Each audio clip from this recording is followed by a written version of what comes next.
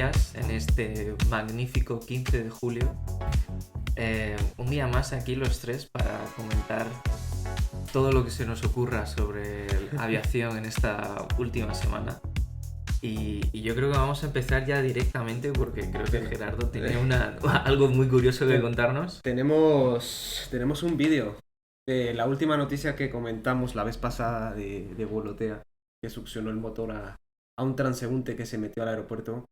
Pues creo que has sido tú, Lucas, ¿no? El que nos has pasado ese Sí. vídeo. Se ve grabado un poco con calidad regular porque se ve que alguien estaba con el móvil. Eso es. Y he puesto el típico zoom con el iPhone pero se alcanza a ver perfectamente cómo este hombre lo está persiguiendo en medio aeropuerto. Yo no entiendo cómo nadie lo llegó y lo golpeó o lo intentó parar, porque estaba corriendo hacia el avión que estaba en ralentí, o sea, estaba con los motores encendidos. Da un poco de miedo, Da un poco de miedo verlo ahí corriendo y que no haya nadie en un aeropuerto tan grande como ese, que no haya En nadie. verdad había mucha gente Había alrededor mucha gente. en el vídeo, pero nadie es capaz Yo creo de que lanzarse contra el hombre. Es verdad que no tenía pinta de que ninguno fueran cuerpos y fuerzas de seguridad o ese estilo. O sea, era gente con chalecos, tal, parecían más El trabajadores del típico propio de handling, aeropuerto. típicos de Justo. handling que vieron que corrió alguien y fueron atrás de él, pero yo no entiendo. A ver, aquí no es culpa de nadie, pero culpa de todos a la vez, porque Evidentemente. pero La sorpresa también del momento, ves a un tío corriendo y durante 2-3 segundos, aun por mucho que hayas revisado y estudiado y practicado protocolos de seguridad, durante 2-3 segundos sí que te quedas diciendo esto es de verdad. igualmente no querían acercarse a los motores por lo mismo, porque sabían lo que podía pasar, pero este hombre de hecho en una parte del video intenta escalar el motor. Eso es. Sí, Como si se no sé, quisiera subir. a lo mejor resume muy cortito para Sí. quien no haya visto el vídeo lo que poquito que se A ve, ver, o sea, más o menos. Es un hombre corriendo hacia el avión de Volotea, intenta trepar al primer motor del lado derecho del avión, creo que es el motor 2, que empieza Sí. de 1 a 2, y no puede. Entonces en ese momento pues corren detrás de él, intenta dar la vuelta por debajo del avión hacia el motor 1, y es cuando yo creo que intenta hacer la misma hazaña de intentar escalar a subir al avión, Sí. pero no se da cuenta o no entró en conciencia o no conoce que ese motor tenía ya la succión. Entonces se acerca a unos metros donde es peligroso el radio y lo succiona el motor y se ve prácticamente cómo entra y sale. Sí, es que al final hemos utilizado, o en las noticias se ha utilizado la palabra que fue succionado, y bueno, sí, ligeramente succionado, sí, pero luego en verdad lo que hace el motor es escupir, es un poco feo, pero bueno, simplemente expulsa eso. Bueno, El cuerpo sin vida. Expulsa el cuerpo de este hombre que evidentemente por el movimiento de las palas del motor pues habrá sufrido lesiones y el solo hecho yo creo de haberle lanzado luego eso hacia afuera pues se habrá golpeado y encima pues allí es donde ha fallecido. Pero no es como, por ejemplo, lo que estuvimos comentando cuando un motor ingiere directamente a un pájaro y pues sale en 1000 pedazos escupido por la parte de atrás, que eso era lo que las noticias nos daban en un inicio a pensar, o sea, y era muy sangriento. Y que la noticia también daba a entender que presuntamente esta persona iba a cometer un acto de suicidio. No sé si esto o era así o igual me estoy... No lo sé. Esto no pero lo sé. en el vídeo, yo por lo que he leído en varios tweets, pero ya sabéis que quizás, bueno, X ahora no creo que sea la fuente más fiable del mundo, pero muchos de las noticias, pues me imagino por el tema del click, pues te ponían como directamente que un señor se había suicidado, ¿no? Pero si tú lo ves en el vídeo, realmente no da esa sensación, realmente da la sensación más bien de que está intentando entrar en el avión. O quiere parar el avión, hay alguien dentro o que quiere pararlo, pero no quiere, no sé. Sí, no, desde luego que suicidarse de esa eso manera. Es justo lo que... Si no habría ido seguramente directo al motor, o sea, claramente. y no es lo que estaba Parece ocurriendo. que estaba buscando atención de alguien, pero no se percató de eso y... Exacto. Pues una cosa llevó a la otra, pero bueno. Bueno, pues por quedarnos en Europa, me gustaría así hacer un resumen de cositas interesantes que me he encontrado esta semana. Y es que hemos estado, por ejemplo, hablando del 321 XLR de Iberia. Y bueno, si os apetece probarlo, resulta que entre el 1 y el 5 de agosto, Iberia va a utilizarlo para operar rutas a Orly, París, Orly. el 1 y el 2, el día 3 a Roma y los días 4 y 5 a Charles de Gaulle. A ver, yo por mí lo probaba, pero esas fechas son carísimas de volar. Así que Sí, es probable. es verdad que seguramente los precios serán bastante elevados, pero oye, que yo lo dejo allí, simplemente. Yo creo que estarán entrenando crew para abrir nuevas rutas. Efectivamente, esos serán vuelos de entrenamiento, que es verdad, yo me he visto algún review de los vuelos de XLR en Iberia, y alguno de los reviewers apuntaba que parecía que a la tripulación todavía le faltaba soltura con el avión, aprender los galis y demás, porque especialmente en el servicio de business pues se notaban algunas deficiencias. Así que bueno. Es que es diferente la cabina, ¿no? Desmiéntenos, sí, Lucas. Y ya es bastante diferente a lo que sería un 321 Neo normal, de corto y medio radio. Lo que sí, ya como consumidor o pasajero normal, ya por el mismo precio de business tienes un producto muy distinto, a un precio muy similar. Entonces, yo creo que igual que los vuelos de Iberia a Londres con white body, donde puedes tener la clase business con el light flat seat, aquí es lo mismo. Si quieres probar ese producto de un asiento que se reclina del todo a un precio de business normal, de un medio radio a ese momento, en ese mes concreto y ese día en el que opera, pues oye, ¿por qué no? Sería una buena opción. Yo si fuera el revenue manager de esa ruta, yo le subía justo eso. Ahora si tenemos un minutillo, miramos, estamos a 2 semanas de esos vuelos, miramos que por curiosidad, ¿por qué precio nos los han puesto? Sí.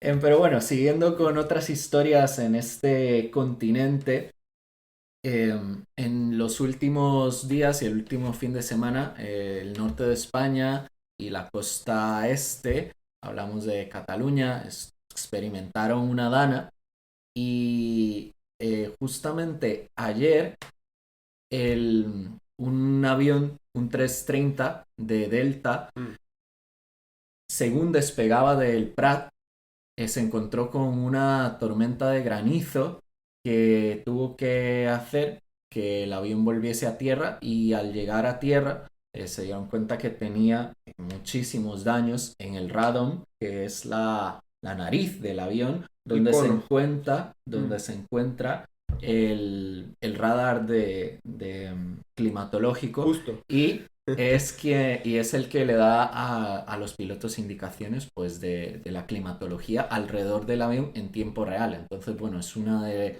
las partes más importantes de cara a la navegación de un avión.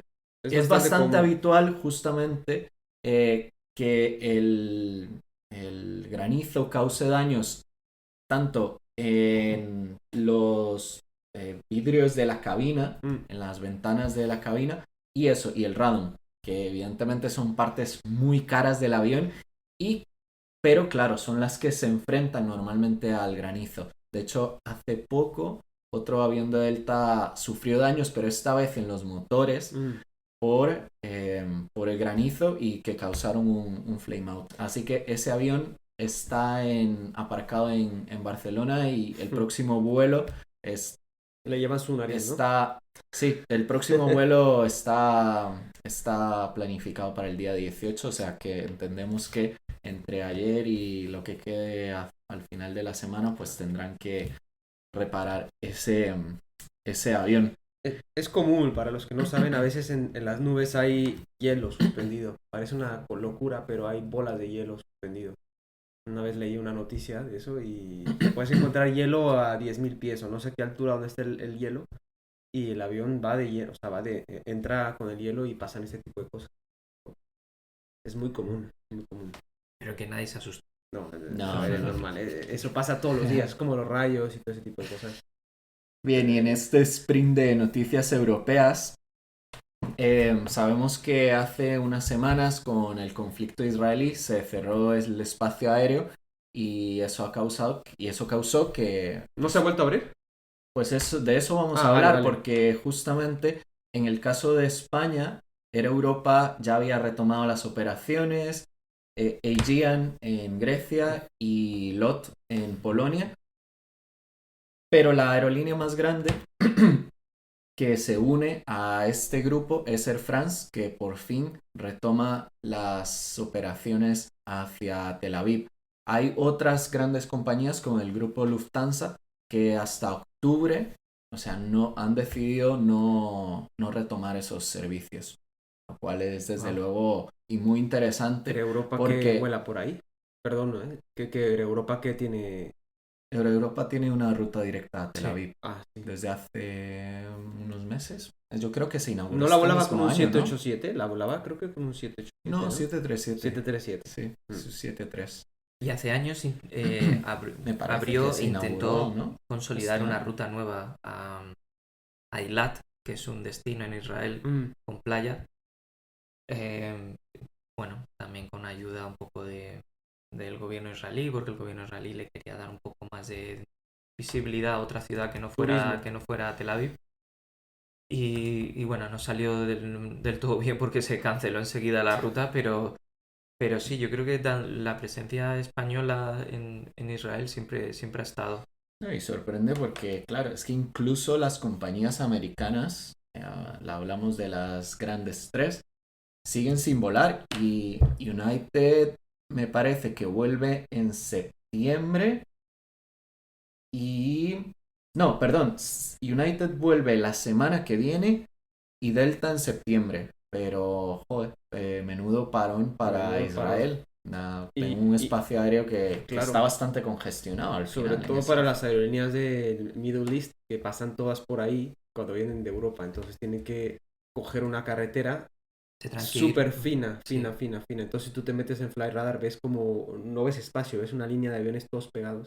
Sí. Y eso puede causar algún tipo de congestión. retraso, congestión. Incluso esperemos que no, pero puede haber algún tipo de accidente de altura donde encuentres tráfico a cierta altura. Pero Tendrán que ir por Egipto. por Egipto. Sí, la cosa es lo que estarán haciendo. Sí, porque Rusia no van a ir. No. Pero bueno, hablando de Lufthansa, que mencionaste Lufthansa, tengo unas noticias sobre Lufthansa, y bueno, más bien en Estados Unidos, en esa zona por allá, donde un vuelo justo de Lufthansa que cubría la ruta Frankfurt-Boston, el 5 de julio hizo un vuelo, y al aterrizar tuvo un accidente con un vehículo que estaba ahí, que perforó todo el fuselaje del 340-600, y según la noticia fue bastante grave. A ver, yo no entiendo. Obviamente, lógicamente cancelaron el vuelo de regreso. Tiene sentido. ¿En qué aeropuerto? En Boston, en Estados Unidos. Y a ver, este 340 son una chulada, 16 años. Pero lo más curioso no es eso, sino que lo curioso es que no lo quisieron reparar en Estados Unidos. Quisieron devolverlo a Frankfurt a repararlo desde ahí, con su propio equipo técnico. Lo que pasa es que fue un vuelo sin pasajeros, le llaman ferry flight, estos vuelos que van de regreso sin pasajeros, pero fue esta semana y duró 10 horas y media, lo que normalmente dura 6 y media, 7, fueron 10 horas. Tú dirás, ¿por qué 10 horas? Pues porque volaron a 10.000 pies, donde no alcanza a presurizar la cabina. Y fue bastante, imagínate un vuelo de esa altura, no sé, baja altura transatlántico, un 340, está bastante chulo verlo. Qué curioso. Es bastante curioso y no lo sé, ustedes yo habría pagado se subirían. Yo habría pagado por volar. La pregunta iba a ser eso, justo ustedes. 100%, vamos, me habría flipado. Hasta con máscara de gas, ¿no? Oxígeno. Yo no lo sé. Bueno, 10 horas no lo sé, ¿eh? Pero en un 340, Oye, 600. en 340 todo para ti y tal. Ahí te puedes Es tumbar historia viva que además no les quedará mucho a los 346, o sea, yo encantado de la vida, sign me up. Sí, es bastante chulo. 10 horas es que a 10.000 pies. 10 horas, sí, a 10.000 pies. Wow. Yo no sé si se ha de sentir algo distinto a esa altura. A ver, entiendo que los pilotos, la tripulación que llevarían máscaras de oxígeno, Claro, 10 horas. porque a esa a esa altitud se podían encontrar un poco regular en algún momento. O sea, Mal de altura. que las tendrían disponibles, sí. Aunque bueno, tampoco llega a ser una altitud que comprometa, o sea, el bienestar, la salud de Son 3.000 del metros, piloto. ¿no? Más o Son menos. justos, sí. O sea, que vamos, que 3.000 metros. es como subir a alguna montaña alta en Europa. No, son o sea, 3 kilómetros tampoco. Puedes por respirar eso. perfectamente, Por eso. pero es una altura muy baja para este tipo de avión. O sea, Totalmente. es como verlo pasar por encima cuando va a aterrizar. O Qué sea, chulo. La verdad que imagínate estar en un barco en el mar y ver pasar eso. Molaría te pones mucho. loco, ¿eh?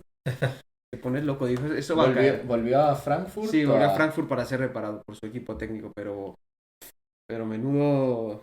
yo no había escuchado una historia parecida. Yo normalmente se queda parado ahí hasta que llegan las Claro. refacciones, pero estos alemanes, yo creo que cuadrados, dijeron, esto se vuelve como se tiene que volver, no hay otra manera. Y sí, y bueno, y entre otras noticias, en el norte de Estados Unidos, ya que estamos por aquí, Sí. United y JetBlue, se está hablando de una posible fusión, bueno, una nueva alianza entre estas dos aerolíneas que comentábamos antes de empezar el podcast, que sería una bomba, ya que tienen bastante market share en Estados Unidos. Y de hecho la alianza se está llamando Blue Sky. Bueno, así es como la están apodando. ¿Y qué va a tener esto de diferente? Pues va a tener reservas recíprocas. O sea, tú puedes reservar vuelos de United en la página de JetBlue y en la de United puedes reservar vuelos de JetBlue. Entonces, esto pues va a traer más revenue Sí, para y un lado, para otro. también el tema de ganar puntos en sus distintos programas Claro. de fidelización. Que Al también final es acumulas con importante. los dos y Sí. canjeas tus millas y va a ser una barbaridad. O sea, y más, aparte tienes beneficios Elite que también que tiene United, Sí. como embarque prioritario, maletas facturas gratis, asientos, espacio adicional en piernas, pues es que todo esto va a ser un conjunto de, pues, de amenities, llámale, no sé, ancillaries que van a beneficiar tanto a JetBlue como a United. Entonces, Solo va a ser entre JetBlue y United. O sea, Sí. JetBlue no se va a beneficiar del código compartido de Star Alliance. Eso no lo sé, la noticia que leí no lo vi, pero lo podemos investigar para la Porque próxima. digo porque es que incluso sería para JetBlue Pero yo creo que doble ganancia. normalmente porque cuando haces una alianza así tienes el code share, ¿no? Normalmente tú Pues- puedes comprar un vuelo. depende, porque puede ser un acuerdo simplemente interlínea y ya está. Y no, Es pero- una muy buena pregunta. Mira, dice, este acuerdo, mira, ahora lo veo. Este es un acuerdo interlínea, no Eso un code es. share, Eso es ni una justo. fusión. Eso es verdad. Eso es un muy buen punto, que Porque si fuera kosher se beneficiaría de todo Star De toda la Alliance, de toda la red. Entonces, al ser interlínea, no está mal, tampoco Claro. para JetBlue beneficiarse de toda la red específica de United, pero Sí, que tiene más destinos que cualquier otra aerolínea americana Sí. y más destinos internacionales también. asiáticos, tiene un montón Star Alliance, tiene mucha presencia en Asia. Pero bueno, a ver, otro punto positivo que United de alguna manera llega a John F. Kennedy, donde normalmente no tenía presencia, está solo en Newark. Ahí yo creo que está la pasta y la intención de United, porque por muchos años habían intentado entrar en la ciudad de Nueva York, porque Claro. recordemos que tienen su hub al otro lado del río, en Newark, pero por supuesto Delta y American sí que tienen sus Claro. hubs directamente en la ciudad, en JFK y... recordarme los nombres del otro aeropuerto. La Guardia. Y la Guardia, gracias. Sí, son los tres, Se me pero acaba de... va a ser una... Es prácticamente, yo creo que lo buscaban por ahí, más o menos, porque Nueva York es uno de los aeropuertos más transitados de Estados Unidos y faltaban ellos, por así decirlo. Entonces va a ser bastante bueno. No Y sé. esto tiene planeado, la alianza tiene planeada lanzarse a partir del otoño del 2025, así que todavía está en discusión algunas cosas, pero yo creo que tiene buena pinta, ¿eh? Para Estados Unidos va a ser una noticia bastante grande. Totalmente. Y además JetBlue ahora que estaba empezando a abrir rutas a Europa. desde hace podías ir a Boston, Madrid, por ejemplo, creo que era. Irlanda, sí. Ahora que puedas hacer un... Con sus 321 que llegan fácilmente eso, a la costa... Los ELR, ¿no? No los XLR, los ELR. No tienen No tienen los LR los solo. LR, los O sea, normales. no Los long range. no tienen todavía XLRs, pero vamos, que el LR funciona perfectamente, Totalmente. como hablamos en la última ocasión. Entre el LR y el XLR lo que hay es una diferencia, especialmente en el maximum takeoff weight, Sí. por ese combustible añadido que llevan. Oye, pues, perdón, aquí un paréntesis muy pequeño. Sí. Si os interesa probar el XLR, 85 pavos ¿Hacia dónde? a Orly. No está nada mal, ¿eh? Bueno, Estoy sorprendido de puedes ir y vuelta. estos precios, ¿eh? puedes ir y de vuelta. Y en business está en 237, que si te fijas ahí está... no es el precio más caro de ese día, teniendo un producto muchísimo mejor que el resto. Entonces, para cualquiera que nos esté oyendo y le interese, es una opción excelente. No, la verdad que estoy sorprendido, ¿eh? ¿Pero one way o round trip? O sea, Una ida, o sea, vas y no regresas. Te regresas con Ryanair. No, ahora mismo Con algún equipo del Tour de Francia. Te regresas con Transavia o algo así. Ahora mismo te digo. Porque... Pues no, están parecidas las vueltas, ¿eh? Joder, ¿será que nadie En quiere ir business- ahora mismo a París? No lo sé, perdona, pero esto era simplemente aquí un Sí, paréntesis, no, pero está es que bien. me parece que merece la pena mencionarlo porque es verdad que está a un precio sorprendentemente Para bajo. París, sí. Habrá que ver 2 de agosto, ¿eh? si quieres la vuelta con el mismo. No, perdona, pero para volver al tema Sí. de Estados Unidos, es verdad que, a ver, en ese mercado se habla mucho de que se requiere una nueva consolidación de aerolíneas. El mercado históricamente de las aerolíneas siempre tiende a consolidarse. Esto básicamente significa que aerolíneas se junten para sostener sus operaciones, hacerlas más eficientes. Y ahora hay una pregunta grande sobre, esto podríamos hablarlo de manera más extensa otro día, lo que está ocurriendo con el modelo low cost en Estados Unidos. Porque Sí. resulta que con las propuestas de Economy Basic de las grandes tres, United, American y Delta, se han acercado mucho a la propuesta de valor de las low cost.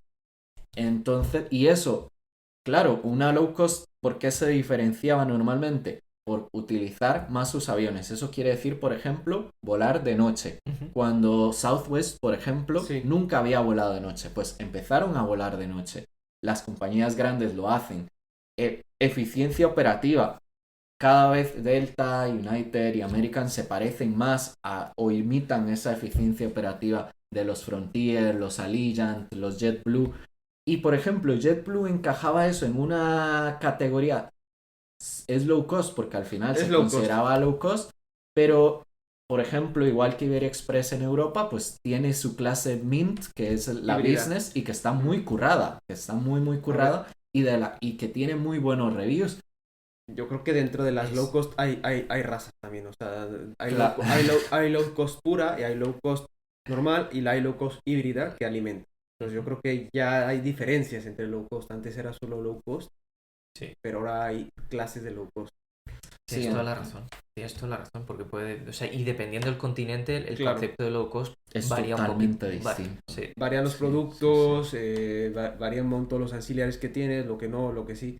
Y continuando con JetBlue, de hecho estoy viendo una noticia que justo lo comentaste ahora, David, que JetBlue va a volar a Madrid desde Boston, empieza el 25 de octubre con una frecuencia diaria, con el LR, el 321LR. No sé si lo habíamos comentado, pero justo va a empezar el 25 de octubre para competir con Iberia. Qué bueno. Me parece una noticia bastante buena, porque así va Seguimos trayendo americanos a Madrid, son buenas noticias.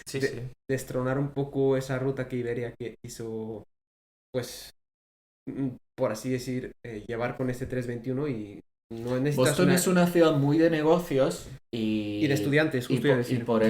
Y por ende una ruta muy interesante. Por ejemplo, en TAP se encuentran billetes bastante bien de precio en business a Boston en particular. interesante quien quiera probar clase business. Y es lo que decías tú antes, que la clase Mint es para mi opinión, es de las mejores clases business en calidad-precio del mundo.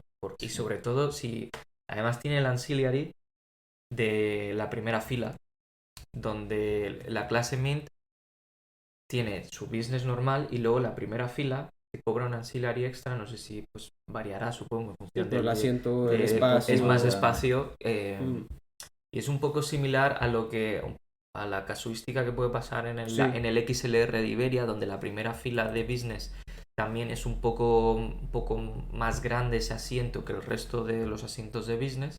Pues en este caso JetBlue lo que ha hecho de manera muy inteligente es distinguir su primera fila de business del resto de las filas de la cabina. Y entonces si tú quieres acceder a esa primera fila, pues pagas un ancillary, que es básicamente la traducción es pagas un extra.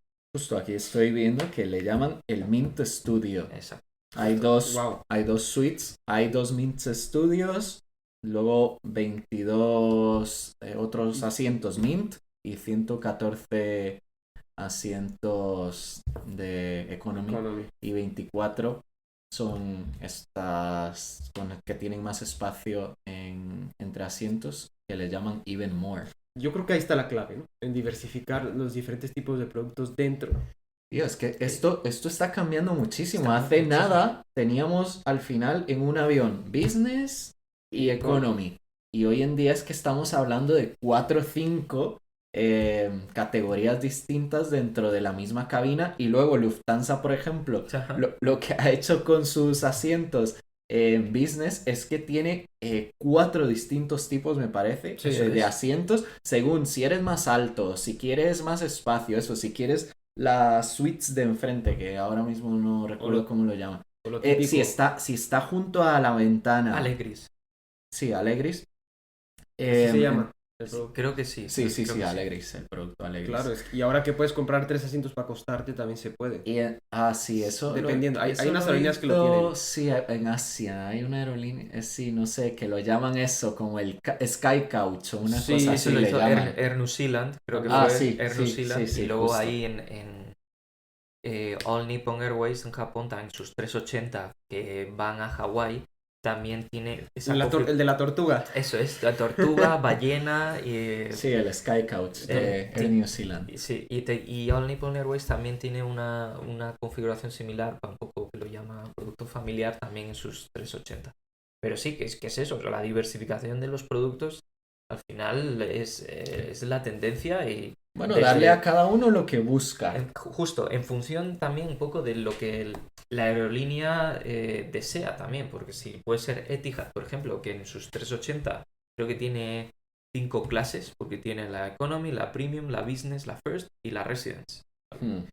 Son 5 clases. Y eso dentro de una aerolínea con un concepto más de aerolínea boutique, de donde concepto más de calidad elevada, etcétera. Y luego tienes pues JetBlue, que también te ofrece pues 3 categorías distintas dentro de su modelo de definición de low cost. Entonces es muy interesante como en todos los tipos. 4 estaríamos hablando, justo. Con el Even More Eso es, justo. Entonces, claro, da igual la estrategia inicial de la aerolínea, sea low cost, sea una aerolínea legacy o sea una aerolínea boutique o lo que sea. Pero todos están diversificando sus productos y creo que eso es muy bueno porque al final el primer beneficiado de todo eso es el consumidor. Bueno, hay que pensar también que esto tiene un propósito muy claro y es que todos estos productos premium le generan un revenue mucho mayor a las compañías y por eso vemos que la clase economy cada vez se hace más pequeña. Sí. Antes tenías 20 asientos de business y que ponle 160 de economy. Pues ahora eso es que cada vez más business gana espacio en la cabina al punto en que muchos de los aviones que hoy cruzan el charco, por ejemplo los 767 de United, es que en algunos casi la mitad de la cabina está configurada con asientos de Polaris. Claro. Wow. Pero bueno, esos aviones tienen más de 30 años, 20 y tantos. La media de esos 767... De hecho, vi que el avión más antiguo ahora mismo, lo leí esta semana, de la flota de United, tiene 31 años. Es del año... Se los entregaron nuevos 757. en el año... No, un 767, un 76. que se los entregaron en el año 91 y está funcionando perfectamente con su base en Houston. Recién nacidos los casi. Pero sí, la verdad que les están exprimiendo esos 767 a más no poder y las aerolíneas que los han retirado se están lamentando ahora. Eso viene a Madrid, el Madrid. Sí, efectivamente. Sí. El de United, no sé, desde Newark, creo que viene. Sí. Con el 767. El problema es que hay unos de esos 767, perdón que te interrumpa. No. Como el caso de Air Canada, que tuvo un accidente al despegar de Madrid, no sé si se acuerdan, que reventó una llanta, entró al motor, perdió el motor y tuvieron que dar vueltas 4 horas arriba del sur de Madrid para tirar combustible, gastar combustible, porque no pueden tirar. Entonces, eso fue curioso. Es que, claro, es un avión antiguo. No vamos a entrar en tanto detalle, pero ese tipo de situaciones pues te hacen replantearte también. Pues a mí me parece que... Me parece divertido estar 4 horas con un motor, digo, a mí no sé si me parece... No, quiero decir que es que mientras estén bien mantenidos y tal, los 767 son aviones que normalmente eso tampoco se utiliza en rutas de más de 8 o 10 horas, o sea que tampoco te cambia la vida, porque como por ejemplo puede cambiar la presurización de eso, de un 787 o de un... o de los nuevos modelos en general de avión que están presurizados a una altitud mucho más baja y pues oye, llegas a tu destino más relajado, el 350, el 380 no lo sé ahora mismo. La configuración es 242, ¿no? El 767, porque 242, correcto. Yo volé una vez en una American los de United por lo menos son 242. Que tenía todas las pantallas de cubo gigantes en medio. Sí, también te digo, volando en una ruta de largo radio en Economy, un vuelo de más de 8 horas, da igual cuánto presuridad está, que por el culo. Llegas a tu destino cansado igualmente, da igual lo bien que te lo venda Boeing. Sí, totalmente. Hombre, a lo mejor en estas nuevas rutas ultra long haul eso será especialmente importante, pero es verdad que a lo mejor en algo de 10 horas, 12, pues no notarás tanto una diferencia. Aunque hay cosas como el ruido, por ejemplo, de la cabina, que sí que puede ser cansado. Y yo lo digo personalmente, habiendo volado en los 340 de Lufthansa, que es que se nota que son muy ruidosos y he estado muchas veces en un vuelo de 12 o 13 horas. Y es verdad que llegas bastante más fatigado, pero eso, ya más que presurización, tal, que lo notes, sino el simple hecho del ruido que genera. Ya, por ahí sí. El ruido genera estrés también a tu cuerpo. Y además, bueno, es que eso va a dar para otro podcast, pero el tema de lo que has comentado me parece muy interesante, los vuelos de long haul, pero ultra long haul. Esto es el proyecto que estaba haciendo Qantas en su futuro de Sunrise. Eso es, con su Project Sunrise. Que haya vuelos directos entre Heathrow y Sydney. Que ahora y Nueva York también. Y Nueva York, que ahora creo, si no me equivoco, creo que hay un Londres-Perth en el... Sí. Pero no hay un Sydney. Con un 787 lo vuelan. Porque es un vuelo que te puede durar 22 horas, 23. ¿Qué dices? Ahora mismo, si se hiciera, podría estar en las 22 horas. El vuelo más largo del mundo actualmente, para los que no lo sepa, es de la aerolínea Singapur. Que va desde Singapur a JFK y es un vuelo que dura aproximadamente 18 largas. Sí, 18 largas. Y 18, claro, según el viento. Claro, lo bueno de este vuelo, además de que sea directo, obviamente es bastante costoso para el pasajero, pero es que no tiene clase economy. Sí. La clase más baja que no hay quien aguante economy. Exacto, es lo que comentaba, es premium. La clase más baja es premium economy. Si lo veis pues si alguien es muy curioso que lo busque en la web de la aerolínea, porque la premium economy en Singapur parece la clase de business de muchas otras aerolíneas. Desde luego que es mejor que todas las business europeas, por ejemplo. Exacto. Oye, y ya que estamos en Asia, no sé, Lucas, ¿tendrás algo por allá por ese continente? Yo traje 2 noticias y una muy brevemente, que es sobre China Eastern, que es que va a volver a reanudar sus vuelos directos entre Shanghái y Nueva York, entre JFK, a partir del 1 de agosto, con un Airbus 350-900. Entonces, estos vuelos de esta aerolínea se habían suspendido desde la pandemia y creo que ya es un poco una tendencia de las aerolíneas chinas, sobre todo en este momento que coincide con una desescalada entre el conflicto que hay un poco geopolítico entre Estados Unidos y China, que eso va a existir siempre, pero ahora que está un poco más relajado, tiene mucho sentido que se reactive un poco este tráfico, llamémoslo transpacífico. Sí.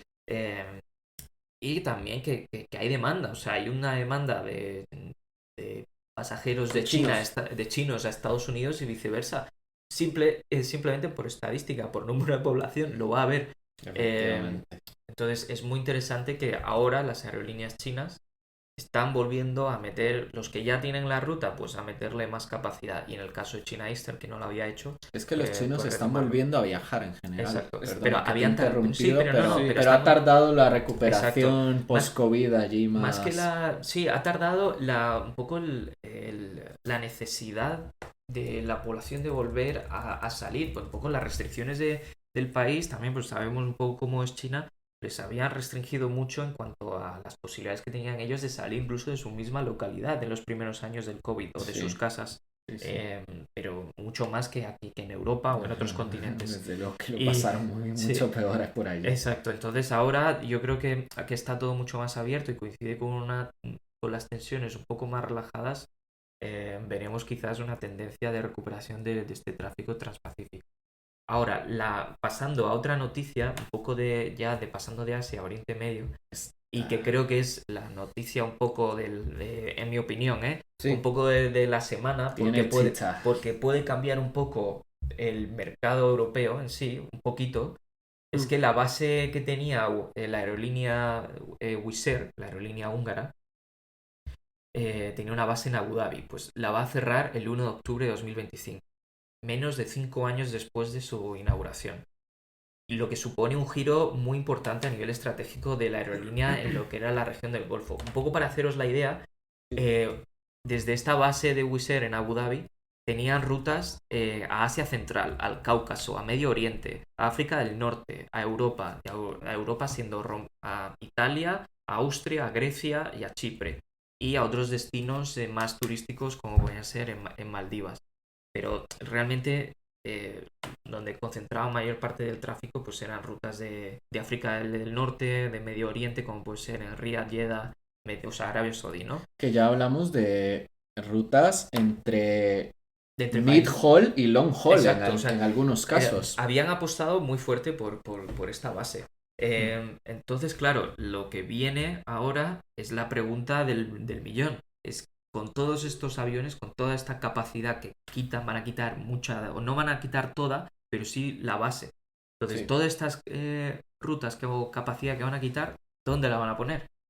Y claro, ahí obviamente la respuesta solo la tiene Wizz Air, pero dependiendo de dónde lo haga, puede hacer mucho daño a muchas aerolíneas que están en otros mercados, en otras bases un poco más tensionadas.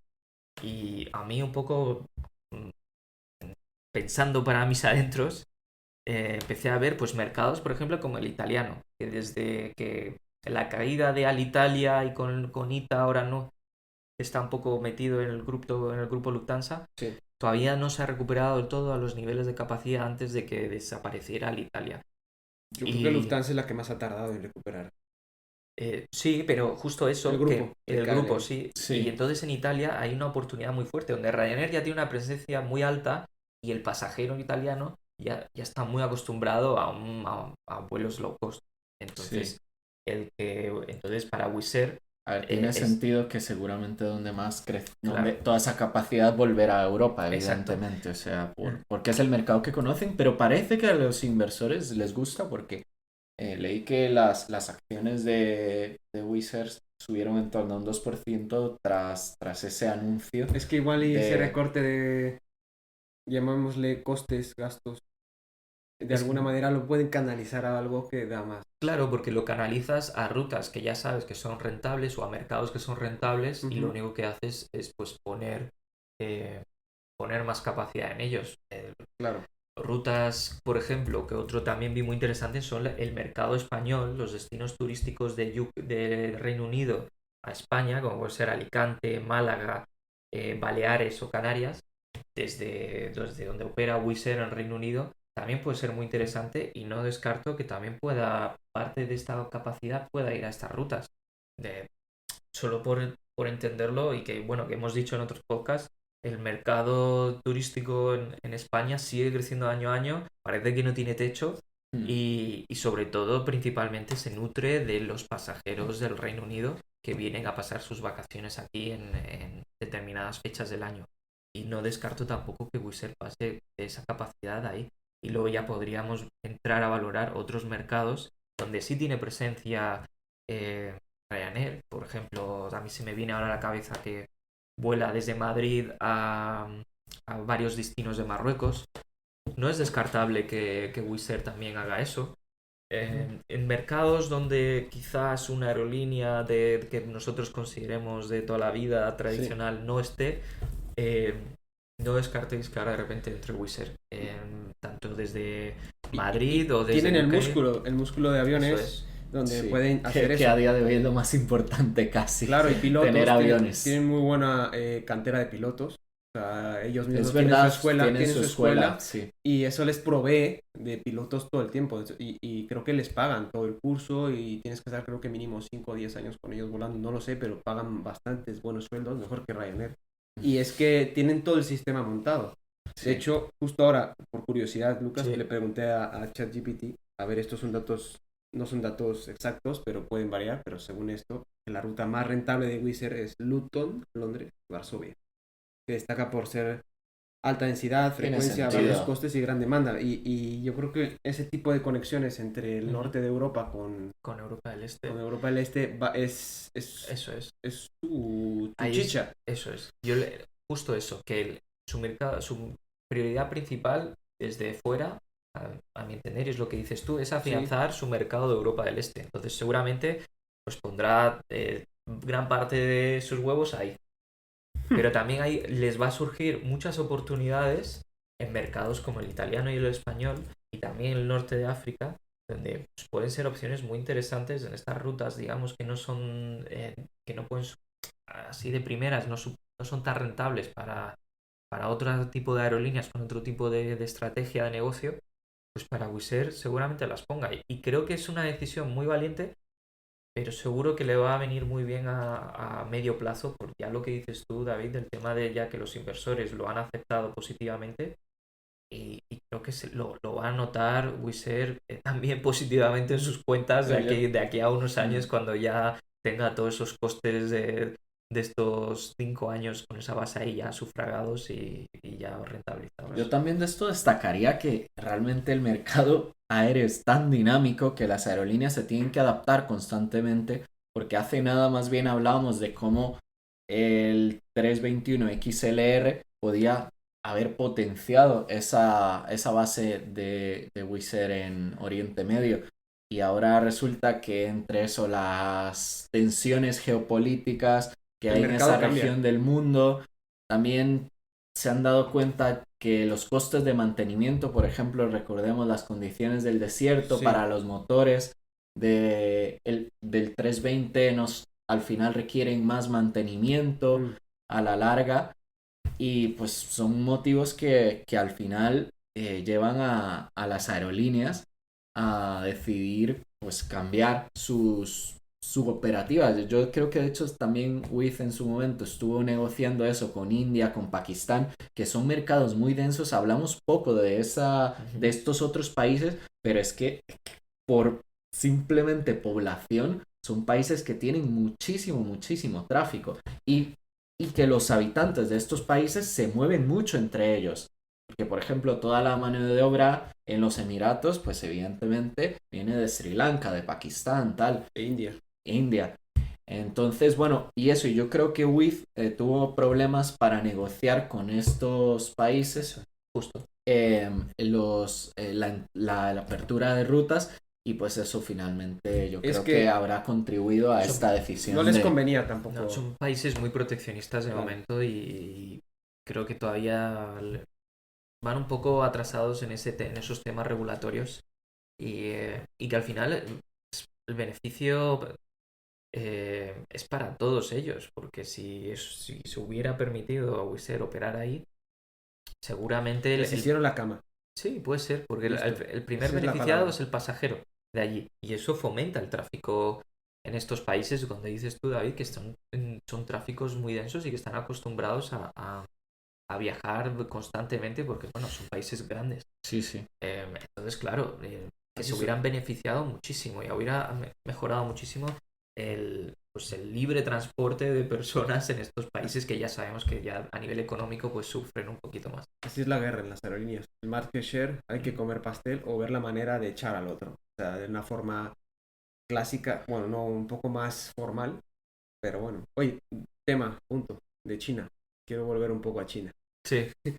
Porque me pareció curioso lo que comentabas y quería ver cuál era la aerolínea y también lo que decías tú, David, cuál era la aerolínea que más había crecido en China desde el COVID. Porque Sí. ha sido China ha tardado mucho en abrir. Entonces, a ver, la low cost Springer Lines, que está Ajá. creciendo un montón, es la que más ha crecido versus el año anterior. Un 13% más de capacidad en asiento. Y luego las clásicas, China Southern, que Sí. ya es de toda la vida, pero desde el 2020 al 25 un 30% más de asientos. China Eastern, 40% más de asientos del 2020 al 25. Esas son las que más han crecido. Me parece una barbaridad porque ya son monstruos gigantes. Sí, claro, son crecimientos desde donde la comparativa Unos era el 5 COVID, años. que eran prácticamente nada, entonces claro. Claro, venimos de muy poco, entonces, Claro. es Pero sí, evidentemente. pero eso no quita que el mercado chino hay que seguirle muy muy de cerca porque Te despistas y como los coches eléctricos. sí, Los es el tienes abajo. futuro y que no le extrañe a nadie de que las aerolíneas chinas, si se les permite, Abrir a la nivel puerta. regulatorio, pues empiecen a comer pastel en determinadas rutas, empezarán por Oriente Medio o empezarán por Suramérica, no lo sé, pero empezarán a comerse el pastel poquito a poco porque, en fin, es un monstruo y... Y te mejoran cualquier producto, ¿eh? Sí, bueno, de momento yo creo que las aerolíneas chinas, hasta a mi entender, creo que no destacan mucho por el producto. Yo creo que destacan más por el precio de las conexiones a, por ejemplo, si tú quieres volar desde el occidente, desde el oeste de Europa a Japón, por ejemplo, creo que una escala en China con Shenzhen, por ejemplo, Shanghái, en Shenzhen Shenzhen. sí, desde Barcelona, por ejemplo, que hay un vuelo Barcelona-Shenzhen, Shenzhen-Tokio-Narita. Pues ese vuelo, bueno, esos son 2 tramos, pero el vuelo completo puede salir 600. no, incluso más, muchísimo ¿Qué más, bueno, dices? muchísimo no, pero te puede salir en una temporada baja. Ya por dimos un cua- tip para por- los que quieran ir a Tokio. Sí, te puede salir No, sí, sí. bien, No, es verdad. bien buscado, te puede salir por 470, 450 comparado con un vuelo directo desde, que en este caso solo desde en España solo sería desde Madrid, pero los vuelos directos desde Roma, desde Milán o desde París, no dudo mucho que en alguna vez consigan ese precio. Entonces, el mercado chino está para eso, para quien quiera volar Claro. a otros países de Asia que estén cerca, pues puedan ser, o incluso el propio Hong Kong, ¿no? Que ya es parte de China, Sí. o Hong Kong, o Corea del Sur, o Japón, pues las aerolíneas chinas con escala, pues para eso están. Y ahora que han permitido el tema del no necesitas visado como europeo para ir a China, incluso porque antes haciendo una escala tenías que conseguir un visado de tránsito, ahora creo que permiten eso, ir tranquilamente y hacer una escala en China, así que fantástico. Chulo. Buenas noticias. Muy buenas noticias en general y que... Yo, para terminar así rápidamente con Perfecto. Asia, me Sí. gustaría, o sea, contaros, porque es verdad que está viendo es una explosión, y especialmente en el turismo de lujo. Hay mucho dinero en Asia, evidentemente. Y Ita Airways, en la antigua Alitalia, es una aerolínea que está intentando de nuevo recuperar su aire y crecer, porque evidentemente Italia es un mercado muy interesante para el lujo en Europa, junto con Reino Unido. Entonces, Ita en este caso está potenciando las conexiones a, en este caso, Bangkok, y eso con aviones 330-900 Neo, pero configurados con un enfoque muy importante en la clase business. Me parece muy bien, sobre todo que Italia hay un montón de asiáticos. En Roma y ¿No? todo Y eso. al Es una ciudad final muy turística. buscan la moda, el lujo que encuentran en Italia. España está cambiando, que cada vez hay más lujo en España, pero creo que todavía no se puede comparar con lo que eso se podría encontrar, por ejemplo, en este caso en Y Italia. también Claro. dato curioso es que en China las marcas de lujo son más caras que en Europa. Entonces, si te vas... También. si Sí, vas hay a- un turismo de compras absolutamente por eso notorio. quien se pregunte por qué hay tantos asiáticos en Madrid, por ejemplo, que es donde vivimos, en las tiendas de lujo, ya no es solo por su poder adquisitivo, que también, sino es porque realmente Es más barato. porque estas Y marcas de se lujo quitan el 21% de... Bueno, se quitan el IVA. es el doble efecto, tanto del tax free como el hecho de que estas Triple. marcas, bueno, sí, triple, de que Triple. en sus países, pues estas marcas de lujo que ya conocemos todos son más caras. Y encima se la llevan y los copian y los mejoran. Pero bueno, ese es otro tema. Aparte. Pues- Pero bien, pero... Si os parece, lo dejamos aquí, que hemos comentado Un una montón de cantidad de noticias bastante interesantes de los últimos días y que yo creo que merecían su tiempo para ser comentadas. Y hasta la siguiente. Perfecto, pues nada. Gracias. Hasta la próxima semana, Chao, chao. chicos. Venga. Hasta luego.